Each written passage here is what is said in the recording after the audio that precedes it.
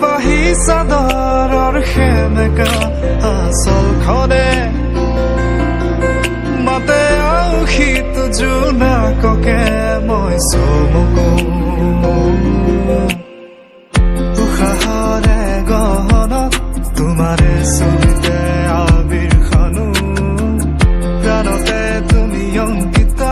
দুচকুত তোমাক আকো উশাহৰে গহনত তোমাৰে ছবিতে আবিৰ খানো প্ৰাণতে তুমি অংকিতা দুচকুত তোমাক আকো তুমি দিলা দিলা দিলা ঠিকনা